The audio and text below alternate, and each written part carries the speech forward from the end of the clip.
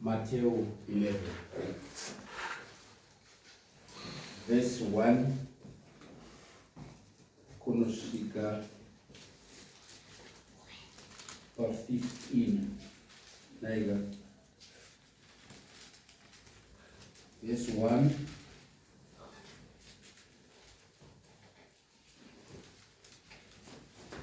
kunobata 15. Matthew chapter 11, verse 1 up to 15. Ndipo pane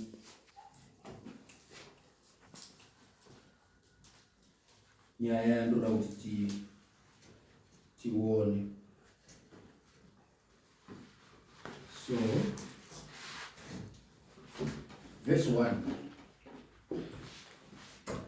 Matthew 11. Yesu wakati apedza kurayira vadzidzi vake vane 12 akapfuura kunodzidzisa nokuparidza pamaguta avo. Zvino Johani ari mutorongo wakanga anzwa mabasa aKristu, akatuma shoko navadzidzi vake achiti kwaari, ko, ndimi iye wakanga achinzi unouya here, kana tichatarira mumwe? Jesu akapindura akati kwavari, endai munoudza Johani zvamunonzwa nezvamunoona, zvokuti mapofu anosvinudzwa, vanokamina vanofamba, vana maperembudzi vanonatswa, wematsi vanonzwa, wakafa vanomutswa, navarombo vanoparidzirwa evhangeri. Wakaropafadzwa iye usingagumbuswi nemi. Awa wakati wachienda, Jesu akatanga kuudza vanhu vazhinji pamusoro paJohani akati, makanga mabuda kundooneiko kurenje? Rutsanga runozungunuswa nemhepo here? Ko, makanga mabuda kundooneiko munhu akapfeka nguo nyoro here? Tarirai, vanopfeka nguo nyoro vari mudzimba dzamadzimambo. Asi makanga mabudireiko? Kunoona muprofita here? Hono, ndinoti kwamuri, unopfuura kwazvo muprofita, nokuti ndiye wakanyorwa pamusoro pake zvichinzi, tarirai, ndinotuma munyayi wangu pamberi pangu, uchakugadzirira nzira yako pamberi pako. Zvirokwazvo ndinoti kwamuri,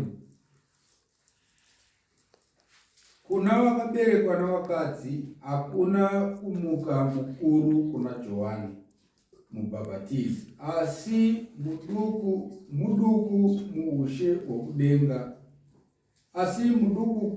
muushe hwokudenga mukuru kwaari. Kubva pamazuva aJohani Mubhabhatidzi kusvikira zvino, ushe hwokudenga hunopambwa, vapambi vanohutora nesimba, nokuti vaprofita vose nomurayiro wakaprofitwa kusvikira kuna Johani. Kana muchida kuzvigamuchira, ndiye Eriya wakanga achinzi unouya. Une nzeve dzokunzwa ngaanzwe. Ndiro shoko riri pana Matthew 11, verse 1 kunobata 15. Nyaya yandoda kuti simudzeni inyaya yeushe hwedenga. Amen, church. Nyaya yeumambo hwedenga pana Matthew chapter 11 Jesu ari kubuditsa zvinhu zvakati kuti zvawo. Asi pazvinhu zvakawanda zviri kubudirapo, ndibvumirei nekutsawateedzi ndiedze kubata zviviri zvacho zvakati dzamei. Zviviri izvozvo ndichati chokutanga chinobata nhau ine chekuita nokugona kuona kuti asi kudyiwa pakati pezvinhu zvakawanda zviri mirwi nemirwi inoita sokuti ndiwo.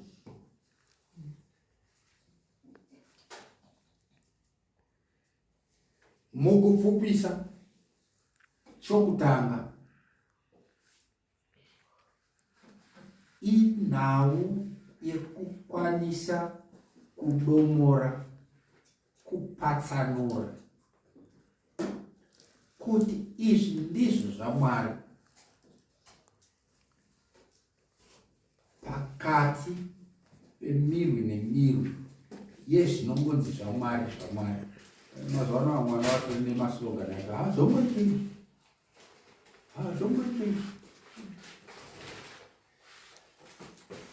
Kristu achitaura kuburikidza namupostori Paul kuna vaEfeso, anotaura kuti ushe hwekudenga kuna Mwari mumwe, rudaviro rumwe, tariro imwe, muviri mumwe chete, kudanwa kumwe chete. Zvinhu zvacho hazvisi mumhandi, mumapazi. Akambotaurirwa natete wangu nyakufa, wakazoziva kuti aiwa handisichapindi ba taisopinda kereke yakapindwa naana sekuru vedu. Sekuru wangu wakafa vari mumethodist ende waiida methodist vanorondo kwatinoita nza kana ukafamba kuputu nezuro chaicho nezuro mune tine hama dzenyu amai vatamboridzaridza chiridzwa dzeri dzekuita zviranzi but yachimboina imini achingwena wairidza ngositina ndiani pairs wairidza ngositina ndori mabongo saka wairidza ngositina wari mumethodist vanhu uya bokuti ndakazonina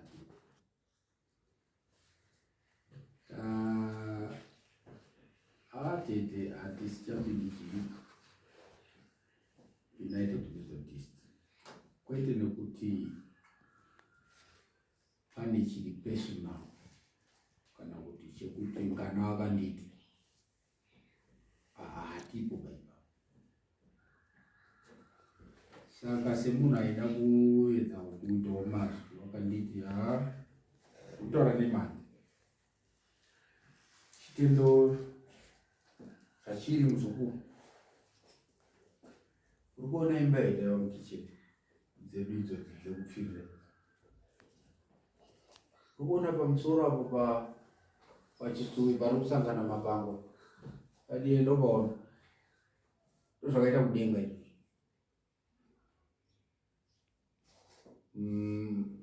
Mapango ari kunosvika ikoko anosiyana but yese ari kuenda papi,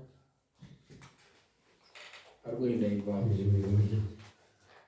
And I was like tatone parable nyowani yakana waakuti ushe hwekudenga hwakafanana neimba yemapango, ndigi yekucheni yakapfirirwa nemapango, matungu anoenda pawani chitsuwi. hazvinei nokuti muri kubvira kureligion ipi, nokuti ndokwangu nenyaya yawo. Hazvina basa kuti uri kubva kuchimuslim kana kuti Zoroaster, zvakawanda zvitendero, kana kuti Hindustan, kana kuti chakati, cherechete pachizongowana Mwari kwekupedzisira kwacho.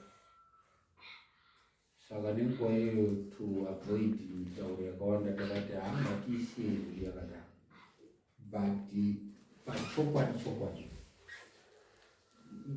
mifananidzo iyoyo haisi denga, ndeyedenga renga, kwete reumambo hwaMwari. Ushe hwedenga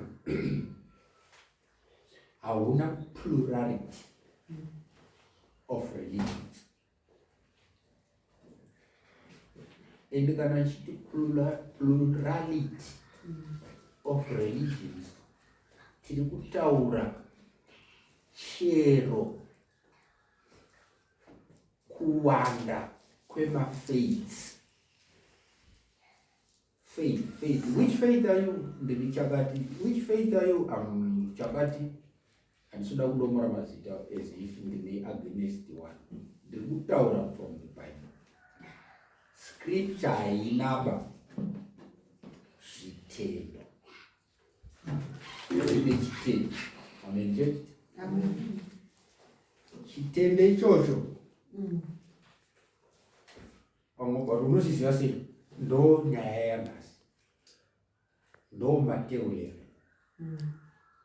How to identify truth in the midst of rubble of lies. Kana tichiti nhema, lies, tiri kutaura zvinhu zvinodayirwa zvisina support yescripture, oro zviine half support yescripture. Nekuti vhesi rikadomorwa kotsigira rudaviro richidomorwa muhafu, hazvisirizvo. Ipapo rikaimitomenza pane akaverenga Shona,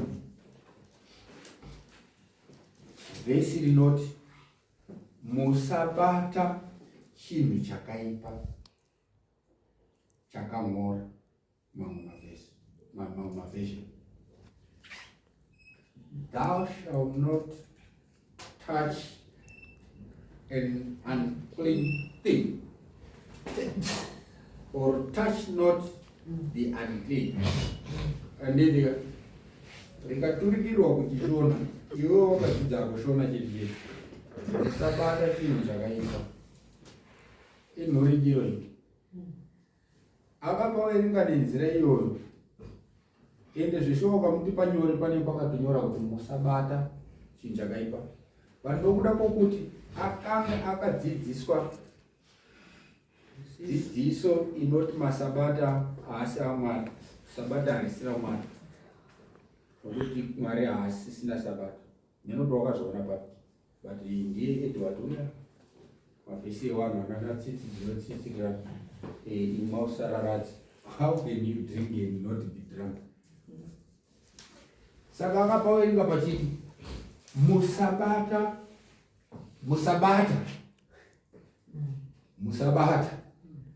chinhu chakaipa. Vanzi nemasabata akatonzi mubhaibheri akaita sei? Chinonzi chokwadi ibhaibheri nokuzara kwaro. Dai pakaita nguva dzekupaverenga kuzara kwavo, aiona kuti haisiri nyaya yaari kunzi ndo iripo. Saka Mateo 11 ane nyaya yekuona kuti asi chokwadi ndechichi, ichi hachisiricho chokwadi. Nyaya yechitendo, amen church? Amen. True religion nekungo itawo kunge zviri izvo zvinhu tu zvakasiyana. Urikubata zvakanaka. Chinogona kutoita kunge chechokwadi mukatovhakachira vari kutambudzika kunzvimbo dzavari kutambudzikira. somuenzaniso munogona kunge munotori neinonzi prison ministries sechechi. Vari kujeka izvozvo ndinzwisewo zvakanaka. Kunoona vari mumajeri muchinamata nawo zvakanaka, vari kujeka. But prison ministries oro kupota muchiunganidza mbatya dzokuzogowera kumaorphanage kana kumahospice kunogara vanhu vanenge vakura nezvo kana maold age home pachazvo zvakanaka. Those are good works. Varikujeka. But zvine izvozvo zvikange zviri standing alone, varikujeka, zvisina inonzi doctrine, dzidziso yakakwana inovakira pabhaibheri, zvine izvozvo zvingori hazvo mabasa akanaka anogona kutoitwa nemunhu ari kuda kutsingai mukati mezvematongerwo kana inyika somuenzaniso. Nokuti politician haasi Christian, but handisi kuti maChristian agone kuita, nokuti mazuva ano aako ari kuzviti maKristu apa ari mapolitician. Ukaona zvaona but ndinzwisisei ndiri kutaura. I'm walking a very thin line. Andikufamba patete, but ndoda kufamba pashoko serakataurwa naTimothy kuti chenjera kuitira kuti ugone kuzvipatsanura how to divide the word of God. Pamwe pacho pari kuda banga rakapinzisisa ndokunyatsa kuzvicheka zvakanaka kuti ichi chinge chiri kwacho, ichi chinge chiri kwacho, sekachekero kanoitwa nduru kuda kuibvisa pachiro. Paipai ukaita muvhangara ukaichekerera chiropa chese, chitaka chese chaipa. But zvatiri kufamba pazviri ndiri kuedza kuti mabasa akanaka iwaya asiriwoba angabva aumba kuti zvinzi apusa somuenzaniso amene kana ichiko ndiri kuda kuseenzesa dzinenge dzisiri kuoneka because handisiri kunzwa mazuva ano vanhu vachinzi anopinda apusa. Vanhu vanenge vatisvinirei mazuva ano vakuziva kuti kana ichinzi apusa utoziva kuti hakuna kunaka.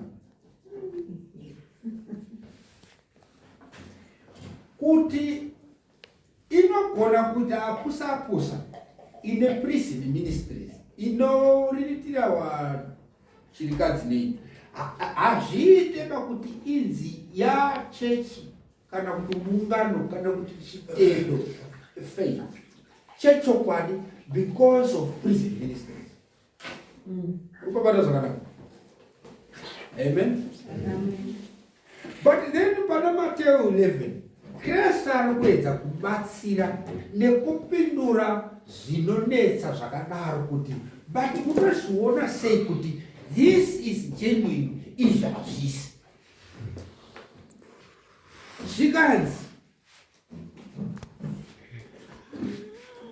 zvino Johani, ndokuti Johani ndiye anoita kuti nyaya chemure pachena, ari mutirongo wakanga anzwa namabasa aKristu. Murikubata zvakanaka. Abva akatuma shoko navadzidzi wake, vadzidzi vaJohani. So waitonzi mudzidzi wari mubati, achiti kwavari, ko ndimi iye wakanga achinzi unouya here kana tichatarira mumwe? Wakomana wadzidzi ndiJohani, endai kuna Jesu neshoko randiri kukupai somukuru wenyu. Vari kujeka. tisati taendera mberi pavo, Johani iyeyu ari kutuma nhume saizvozvizvo ndiye chaiye akafukidzwa nakweya mutsvene wari achitori mudumbu ramai vake Elizabeth, wari pamberi pakazini yavo Mary ane pamwiri pamweya mutsvene. Haleluya! Paukama hwavo wanao wasangana. Johani akanga ari mukuru kuna Kristu pakuberekwa, they about 6 months. Murikuona zvakanaka? Pavanosangana ana amai ava wakatakura Johani mudumbu, ava wakatakura Kristu mudumbu, mweya mutsvene kubva wabata Johani asati aberekwa mudumbu imomo. Bhaibheri rinoti akakwikuka, akawiruka mudumbu, mumimba yamai wake, kupembera tenzi wake waakanga ari older pakubarwa ne6 months. Ari kujeka? Abarwa anoramba ari munhu akatsaurwa kusvikira achipinda muubasa hwokunozadzisa zviprofita zvakanga zvabudira kare kuna Isaya waasina kuona. Chiprofita chinoti izwi rounodana mugwenga kana kuti murenje. Amen church. Johani anonoita basa rekuzadzisa chiprofita ichocho ari murenje. Meanwhile, zvakadaro saizvozvo church, regai nditi main church, kuitira kuti zvipatsanurike. Anditika kereke main church hazvinyatsobuda, regai nditi organized church. Anditika sangano rakarongwa, rakagadzirwa, riripo paJerusarema, pari kupota pachiwanika muzodziwa gore negore, kuti wagoti ava ndo wakazodzwa vatenzi, wakanga waripo. But zvichidaro saizvozvo Johani abarwa akupinda muubasa, haanonojoina vazodziwa vari pakereke paJerusarema. Basa rokunoribatira kurenje, kuti zvizadziswe zvakanyorwa namuprofita Isaya kuti izwi rounodana murenje, kuti gadzirirai makwara, nekuti nyaya yacho yakanga iri yekugadzira nzira yekuuya kwokutanga kwaJesu Kristu. Haleluya! Saka Johani ndiye mutumwa, ndiye munyai waJesu pafirst coming, pakuuya kwekutanga. Aine misheni yedenga yakadaro, ubasa unokosha wakadaro, huri kubva kumusoro kudenga, pakasvika panozonyoresa vhesi iri kuti mutrombo zvazotinya. Vadiwa mwangu amazono zvakatinya we, wandi zvakapandarwa chirungu zvakapresa. Arikujeka munguva dzekutinywa, munguva dzekupreswa kwomunhu, crisis, vanodaro nechirungu, always reveals character. Always reveals character. Crisis reveals character. Murikubata zvakanaka. Munguva dzekudzanywa, kana zvichinge zvaoma, haleluya, panenge pane pfumvu, ndo panooneka kuti mumbori chii. Paya panozokurika mazwi achidurika kuti hawandisiye zvakanaka-naka, manje hawandisiye zvakanaka. Hazvitaurweba pavanhu vari kupemberera muchando kuti hawandisiye zvakanaka. havasi kudyiwa pamatupa anozichima imbimbo make two tire haikona ply two tire taura makeke ezvi akaturikidzanayo vanhu vachinakirwa nemakeke oti havandizive mushe hausikano zvakanaka kana pachinge pamira kuipa nekuti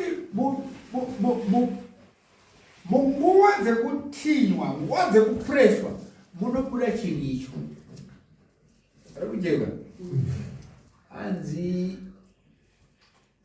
madhayamani aya anozonzi ngodai ngodai diamond izvo haringoiba rinoto manyuko aro anonyukira kupresha from pressure comes diamond rinofanira kunge riri muvhungu paita makondisheni acho anoita kuti riite pressure yakawanda kuti kuzobuda ririro ende kuti ritestiwe kuti ndiro chairo chairo rinototestwa nekuiswa pamakondisheni ekuti kana rikange risiriro chinongonyukuduka chotoita chidota kana kuti chirasha vamaziva kuti wanga vachiti zvavo daimani hazvisizvo.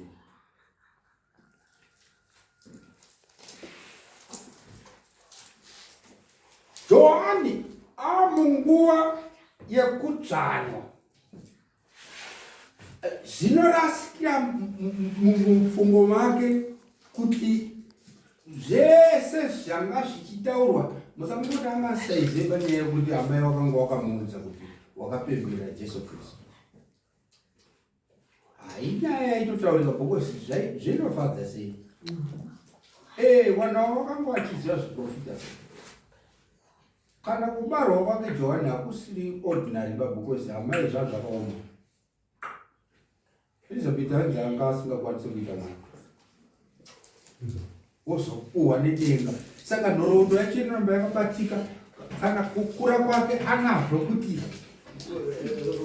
hama yaamai taura Maria wazobara munhu anozadzisa chiprofita bokosi kunotaurika kuchiti ambinoti Joseph anga ari chikwara nekuti amai na Maria makazini pamwe aizoti bamukuru kana kuti aiti baba mudiki but zvakange wanazvo kuti pane pakazoda kutonetsa nyaya yacho kusvikira mudhara Josefa kana wanga wari bamukuru kusvikira bamukuru Josefa kana kuti baba mudiki Josefa wachinzi wakange woda kuramba hama yamai wangu Maria kabisira sikanzi wakanzi namweya chiripo ndechamweya haikuna kurasaba.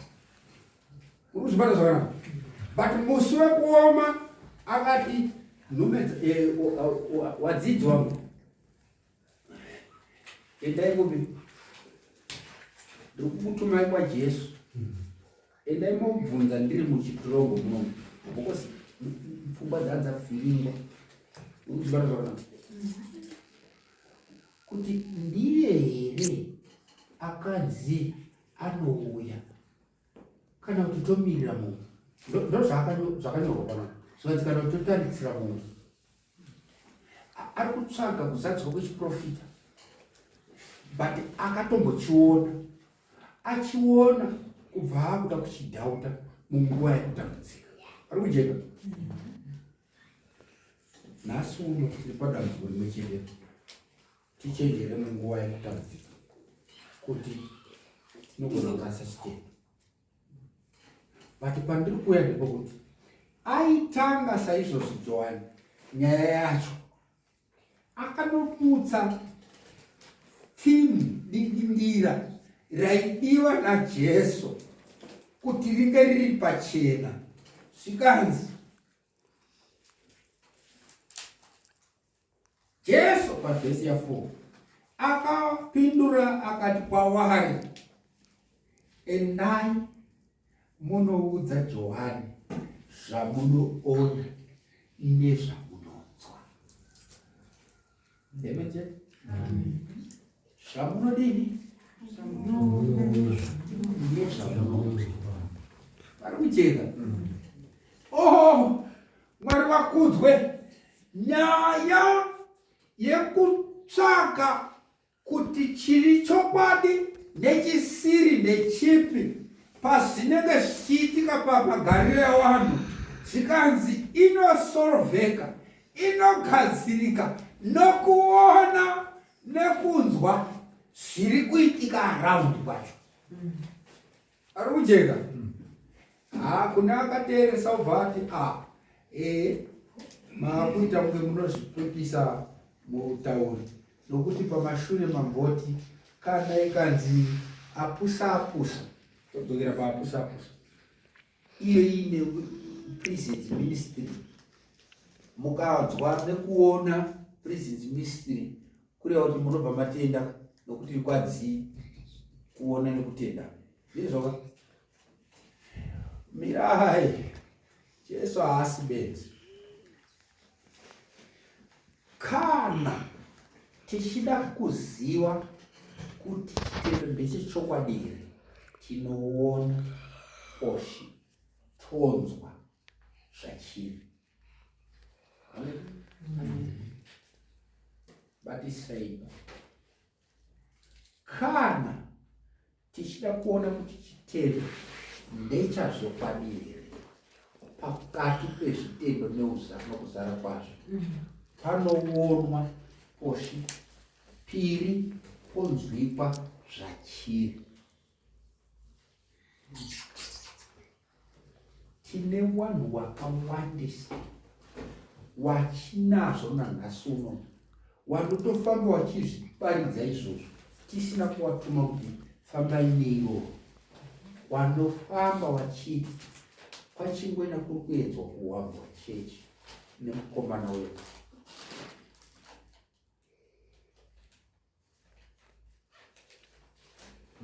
Wasina kumboita mukana wokuona nokunzwa zvairi religion yacho.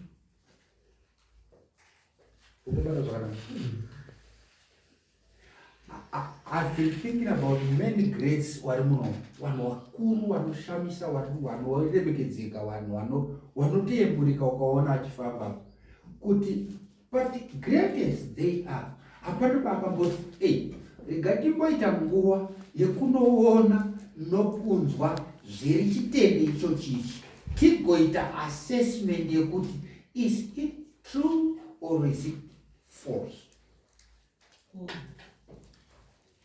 Ndechachokwadi here kana kuti ndechekunyema chitende chiri apo. Musiyano wazviri chete. Nokuti vanhu vane nharo. Vantu kwendimi mambodaro makamboya kwedu. Kana vanga vanditeerera munhu ari kuteerera mari yatofamba nayo, ndatotama nchiti takange tiri ku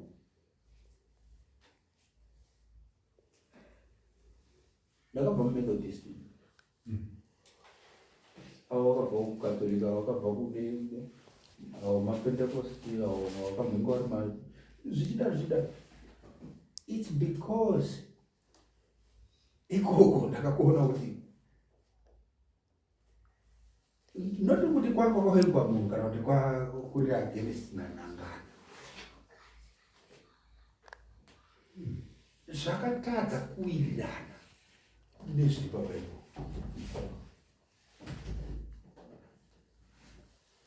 But kumethodist kwamutaura moment yaunoti methodist ndinosenza methodist bondokwanandini,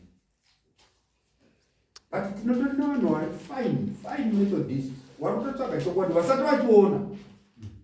Watinotonamatirawo kuti akasanganawo nezvandakasangana nazvo asaombesawo mwoyo wake, because ndizvo zviri izvo. But ndiri kuti moment yaunoti methodist nekategori yese yeanonzi maorthodox churches, urikubata zvakanaka, kune vanoziva nhoroondo dzechechi. Kana tichitaura maorthodox church tiri kutaura makereke akabudira manyuko awo zvikuru sei munguva yevakomana inonzi reformation. Uruzibata zvakanaka.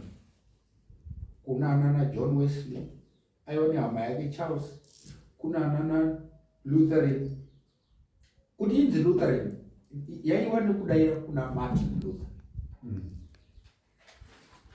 Kuti wagozi mabaptist zvinobudira pakuti waitwa reforma nyaya yebaptism, and they got the correct baptism after. Correct baptism, wrong daily holy convocation. Kana pachinzi holy convocation kutaura ungano tsvene. Ungano tsvene Bible rinoti ndeyechingani. Emusocial. Saka ukatora iwawa handichada pakotesta kuti for example mabranamist ari kuti kudii, because branamist ari kufamba pazuva risiri richino. So I don't need to retest that. That is already falling short because Bible riri kuti zuva richino. Then ukazotora imwe category yacho haasi maorthodox ndeyechizvino zvino anototangira midzi yavo inototangira kune inonzi Toronto Blessing kuAmerica pakanzi padonha mweya mutsvene, and then they started speaking in what are called tongues today. But achinzi matongues kudaro ukaverenga anonzi matongues muBible, matongues ndimi dzemubhaibheri dzinonzi ndimi mubhaibheri dzine vadudziri vakadzinzwa vachiti apa ningi ari kutaura zvinotaurwa kumusha kwedu, inga ndiri kunzwa mutauro wokumusha pano vaidzi kumusha kwacho hakusi kudenga kumba kune IT yekwaanoberekwa urikubata zvakanaka. But ari kunzi matongues nhasi mazwi ane masimila kana kuti ane inonzi consonant kutaura mavowel ariko kupedzisira akafanana. Urukuzinzwa zvakanaka. But munormal languages kutaura ndimi dzepano panyika kana vanhu vachitaura urikundinzwa zvandokutaura ndiri kutaura chishona andidika handisi kuramba ndichidzokorodza same consonant panoperera mutsetse wandiri kutaura kana kuti wara vandiri kutaura rega rega. Tiri kuti kudii zvinhu izvozvo izvizvi ndo zvekuchikoro chaizvizvo ndana a e i o o pandei ndichitaura shona handiri kuti pandakandaka hasisi kupera na zvese because pana pendanga na ndichizo, because ndi consonant ndi I, the vowel is in I, zo rina o. Saka normal language inazo zvese zviri a e i o o. Urikubata zvakanaka. But kana dzakunzi ndimi dziri kuzonzi ndimi zvinenge kuti azonzi ndeye machechi echimanje manje kutaura Pentecostalism, akati chakati zvinopera nesemu kwese kwese rambalalabashabalalababa. Hakuna language pasi panopezuwa ine mavowel anofanana kusvika wapedza kutaura. Urikwanza zvakanaka. Saka Bible rinotorine parinozotsanangura kuti izvozvo zvii. Murikubata zvakanaka. Pakange patsanangurika kuti zvakati tinozoona zviri muchechi dzichinzi ndimi, but Bible richiti zvinonzi zvakati. Saka handichada pakotesta dzese dziri kunzi maPentecost, because on that point alone pari kusara pakachenjemera kudai chokuti but hapasi kuconforma to the Bible. Number 2, chinonzi Pentecost musi wechi50 kubva paholiday kana kuti pamutambo wespring uri muBhaibheri. Muri kubata zvakanaka. Mutambo wePasika. Unoti Pasika obva waenda pane zuva iri rezvisote woverenga maoma Sabbath 7 akanga a7 wari mazuva 49. then rechimangwana yobva yazoita Pentecost ndokuti pende. Saka hazvisi zvinhu zvokuti ndinonobvunza ticha nhingi kuti ko Pentecost mubhaibheri uwandu hwayo inoitika kangani pagore? Haiite ka 52 because hakuna gore rekuti unoita ma 52 anozokupa gore. I mean ma 50 urikubata zvakanaka. Moment yamunozvishinga kuti Pentecost moti Sunday kuenda pama 7 days interval kureva kuti muri kusvetuka mazuva 6 rechi 7 mamati nhasi tiri pachechi tichinzi maPentecost iyo iri Sunday. Hazviwirirane nebhaibheri. Saka nhau yacho ndiri kuedza kungobudisa chete kuti hapana akaita mukana wokutora mazwi aKristu pawatinawo kuti endai munoona nekunzwa zviriko kuti mugone kufunga zvakakwana kuti ndizvo here kana kuti hazvisirizvo. Vari kujeka. Johani akanga aita doubt, then anotuma vatumwa vake wadzidzi wake konzi endai mubvunza kuti ndiye here weyoyo kana kuti tomirira munhu. Zvikanzi no, nyaya yacho kuti mubatsirikane. Haleluya. Zvikanzi endai munoudza Johani zvamunonzwa nezvamunoona. Vari kujeka. Then Kristu nekuda kwokuti ndiKristu, haleluya, asiye nyaya yacho iri pakuona nekunzwa chete, because kuona nekunzwa munogona kuona prison ministry iye iri church yakambohwanda behind prison ministry kuti inzi iri kuitawo zvakanaka but kuchiitwa mabasa ese emuwengi pakubata kwayo. Munozvibata zvakanaka. So ndosaka ndachiti pokutanga hazvisizvo zvinoumba chitendo kuti ndiri kutenda ava nokuti kunoitwa prison ministry. But iro ibasa rakanaka rinogona kuiswa chete kufront kuwiga zviri kusei. Munozvibata zvakanaka. Saka Jesu anozoendera mberi pavhesi 5 achiti zvamunenge muchifanira kuona zvacho class yemabasa acho kuti anoiswa mumukumbu upi. Zvikanzi mapofu anosvinudzwa, wanokamina wanofamba, wana maperembudzi wanonatswa, wematsi wanonzwa, wakafa wanomutswa, navarombo wanobaridzirwa evhangeri. Ari kuedza nawo kuchionesa kuti pamunezenge muchinoona nekunzwa tsvagai izvi, nekuti hakuna fake church inofamba pazvinhu izvozvo zvese igova fake. Ende mazwiwa haataure achireva chete zvinhu zvenguva idzodzo, but anotaura in prophetic terms. Mateo 11 iprofesi. Ndo pane rumwe rutivi rwacho rwesemoni yanhasi. Ndati chekutanga kuti papatsanurike idi kubva pamurwi wenhema. Pechipiri chiprofita chiri muna Mateo 11 cheunouya akaumbiswa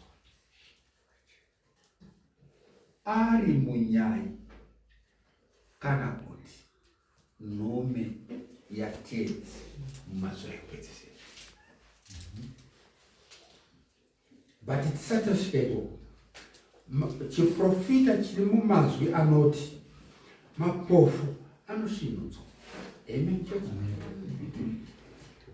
Mapofu ari kutaurwa Kristu aisvinudza vana Bhatoromeo naanani munguva yavo. Wanhu wai minongedzo yemapofu ekumazuva ekupedzisira kwatiri kunoko. Panyika pakazara upofu spiritual cosmic.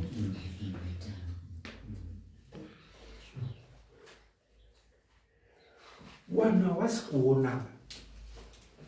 Ende chimwe chiri kuita kuti upofu hwacho huwande inhau yekuti vanhu havasi kuda kunoona nekunzwa kuti ndizvo here.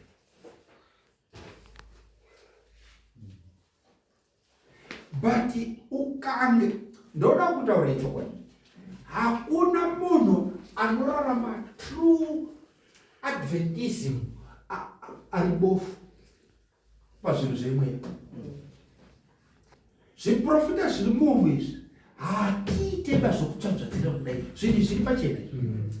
Ende handidaro nokugadza kana kuti ndigoti tinoziva zvese, but zvinhu zvaMwari izvi hakuna chinoitwa naMwari asina kutidzidzisa chinongoti zvatifuta. Mwari wanesa pachena zvinhu izvi. Saka vari kunzi mapofu ari kuoneswa, ari kusvinudzwa. Bata chiprofita chatiinacho, hausari wakadaro. Muri mabata zvakanaka. Hakuna anosara achiti handizvizivi. Zvikanzi vanokabina vanofamba.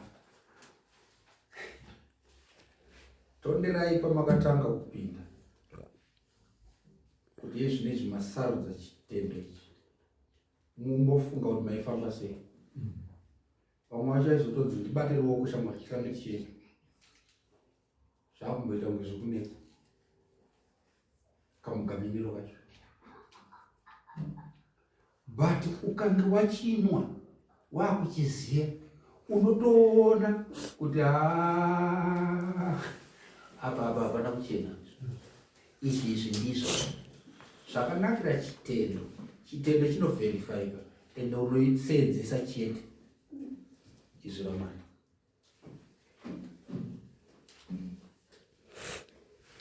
Zvikanzi wana maperembudzi vanocheneswa. Wana maperembudzi vanodini? Vanoranzwa. Ukaona muine chiKristu chisinga nange nhau yechitema nouipi wacho, chichikutaura kuti makanaka makadaro, Kristu akangokufirai zvese zvapera, hamusina pachimwe chokuita, chitendo ichocho chinokurasisai, imi munorasika muchinakirwa. Ukuti munoiudzwa kuti muri very special. Chitendo chinorwa nechitema. Makereke vanhu vari comfortable zvakanyanya nezvimiro zvawari because mufundisi ataura navo. There is no other name. Makanga makasarudza zita raJesu Kristu makatoponeswa. Zveshuwa zita raKristu rinoponeswa, but hamusati makaponeswa kusvikira zvichinzvi zvapera.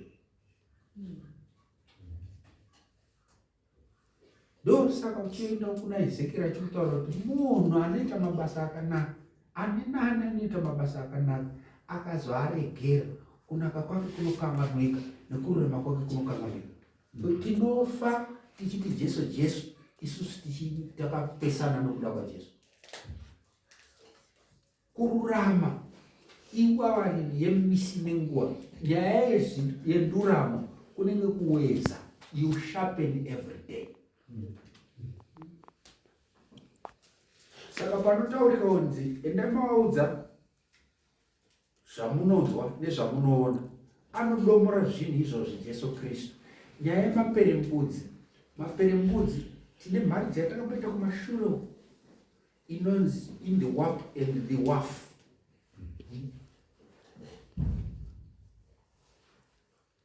Paizonzi muprista kana achinge maperembudzi apora, munhu ngaende anozviratidza kumuprista mukuru. Muprista ainzi unotarisa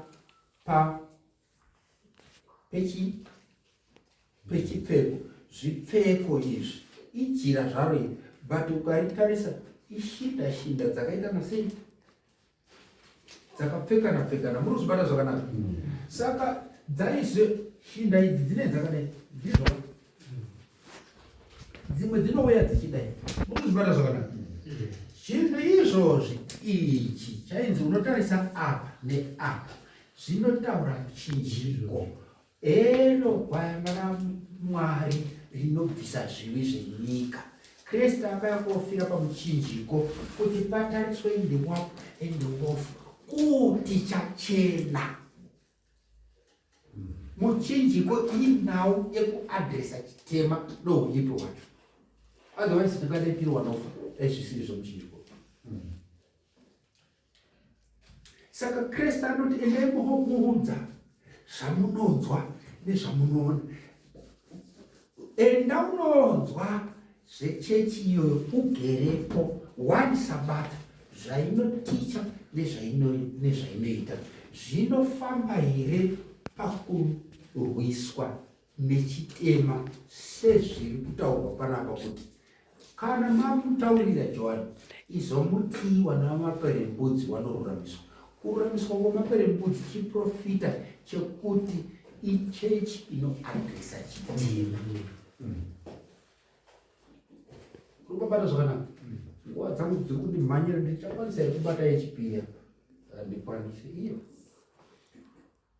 nekuti ndine chimwe chiprofita chiri kumberi chandoda kuzoti tibhetenurana chine mhinduro yazadzwa nhasi mangwanani.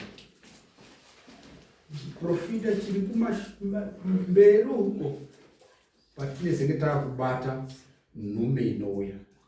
Zvikanzi makanzi makaenda kootariseiko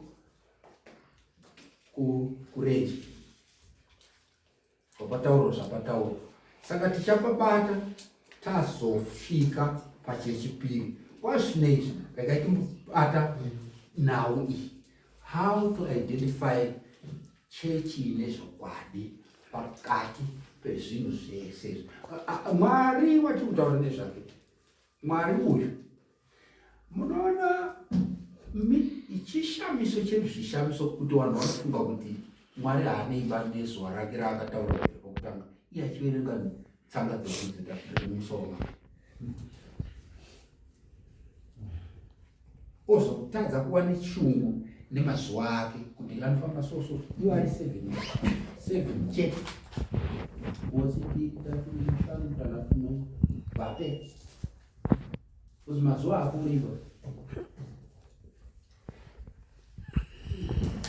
nhasi izvozvi nhasi 1 August 2026 izuva rechi7 muzvizasi ndo zvaakataura baba mawangu kunzi kwakaone madekwana namasikati kukava musi wokutanga, madekwana namasikati kukava musi wechipiri, madekwana namasikati chitatu, zvichidaro pazvakasvika parechitanhatu zvikanzi kubva kwasikwa munhu. Muri kubata zvakanaka? Madekwana namasikati zvikanzi rechinotera racho rikava rechinomwe. Rechinomwe iroro ndo rakaita muganho wemazuva. Mazuva apfuure 7 pakubva pachisikiro. Muri kuzvibata zvakanaka? Anofamba 1 2 3 4 5 6 7 1 2 3 4 5 6 7 Mawambo chapter 1 kunana 14 yobva yataura kuti ndakupa mwedzi nezuva kuti zvikuitire masizini mwaka. Muri kuzvibata zvakanaka? Mwaka iyi inotoverengwa misi. Nanhasi zvinotamisa zvinoitika panyika panapa. Munhu akanotenga mbeu chaiche ndipei mbizi, ndikudairi mbizi nokuti ndoino isingade kurembesa kwemwaka kana kuti kupfupika kwaostereki. But kamuri kuti kurembesa kwemwaka nokupfupika kwacho muri kuenda kupi? Muri kuerenge mazuva. Mazuva amuri kuerenga ndapo ndiwo akasikwa kubvira pakutanga.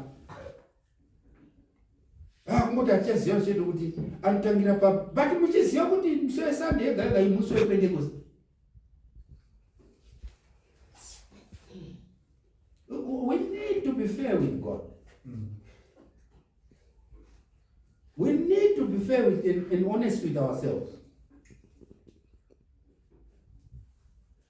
sometimes belonging, sense of belonging yakadaro iri dangerous yekuti unofunga kuti ndingasiye chechi yanhu wangu.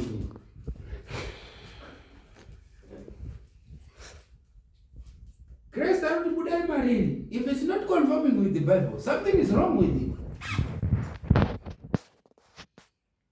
Confusion. Saka ndakanaka umapedza kuti pati iyoyi ukozi yechipiri handichaikwanisa. Anozoti wamatsi wanonzwa uri kupabata zvakanaka. Matsi chii? Munhu asinganzwi uzibata zvakanaka.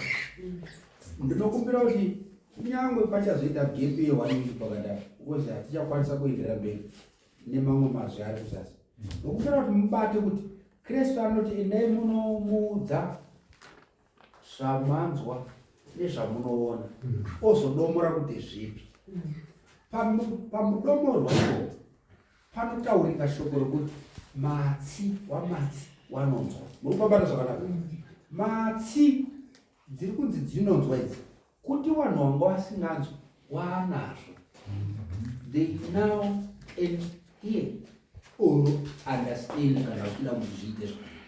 Muri kuzvibata zvakanaka. Saka muchanzwa kuti pavhesi ya15 yakaguma nayo handisi kuzoparidza pane zvayo nhasi but ndokuti endai muinazvo inopedzisira ichiti udedzerwe ndokumva mbavwe akucheka because dziriko nozhinji wadzo nzeve but dzisiri dzokumva dzinenge dziri dzokutsvaga mhosva pachisina mhaka. Dzinonzwa izvozvo mukataura subject yemunomira hadzinzwe zvezvokwadira tenzi zvinobudira kwadzisingani. Mukada kutaurirana nemunhu munotogona kunge muchivirira pazvinhu zvese. Moment yaunoda kunyatsa kumuisira pachena kuti but Bible rinoti zvakazvaka achatonzwa but uchizoona kuti asi nzeve dzichimbori asi dzinenge dzisati dziri dza anopedzisira achiti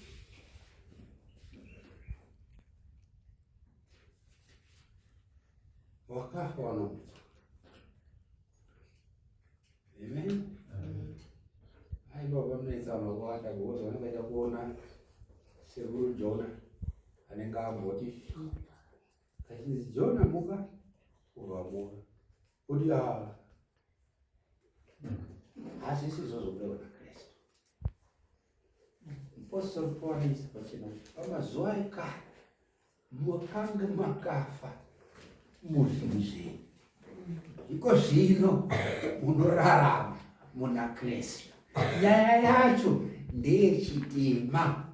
Pane vanhu vari kunzi maKristu wakawanda who are still very active muzvivi zvavo, haana kufaba.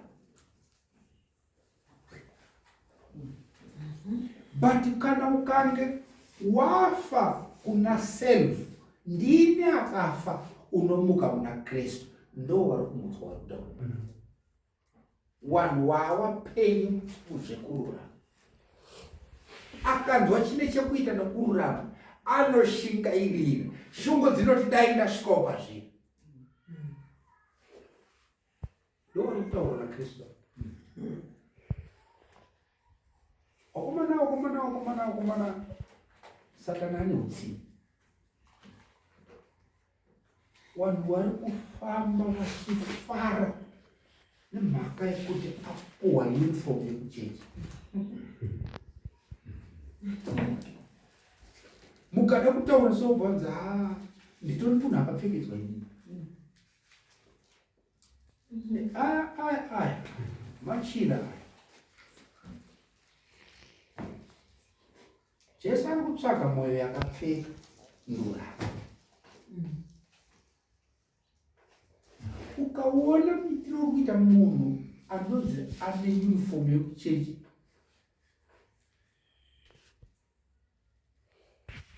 unowanda kuti kunotichwa chinhu chechi. What are we learning in the churches? Muri kubatwa here nyaya yekururama nokuzara kwako? Ona sizemba kuti kusiya fodya nehwahwa hakusi kururama. Panoona wakawanda wasiri kupusa, wasiri kumwa, wakaipa zvakuti. But kusiya fodya nehwahwa kuri kuparidzika kuti itai vanhu vari soba. Ndekwakutanga kwerwendo rwekurama. Kristu akakugadzira mwoyo urikuzibata zvakanaka, kuitira vamwe zvakanaka. Aisisi mangwana uchiitira, mangwana uchiitira, mangwana uchiitira, mangwana uchiitira. Inawe kuti Kristu anochinja mwoyo. Zvakuti hazvisi nyore pakuti wakagara neneighbor ari kupota achityora huku dzako makumbo kana dzaenda kumayadhi kwake, wozomuti uyaimutora mudye nekuti nhasi manhero hamuna chokuti. Nokuti munhu anhasi anoti kutomupa simba rekuti aone kutyora huku dzako, nekuti achadzirowa nesimba reufa wako iwe. But chiKristu yekuti muitire kudaro, anga aine marasha ako uzokuda zvavo ndedzekuku kwabva uvandu. Ende kana akasatoshanduka nguva idzodzo dzakuendera mberi, Mwari haakanganwika. Tonderai Sabbath school yekuseni muchinzwa nevana vaIsraeri wakasenza generations and generations munyika yeIjipiti pasina mubhadharo kunze kwokurwa musana nekutsemurwa maoko nekukanya madhaka nguva yese nemazuva ese eupenyu hwavo. But wakatomuda wakabhadharwa nemusiro nendaramo, ari maringi, mabhengoro, machii, zvinhu zvakazvinovakisa temberi yaMwari mukati megwenga merejo. Mwari haakanganwi, Mwari haadhazva.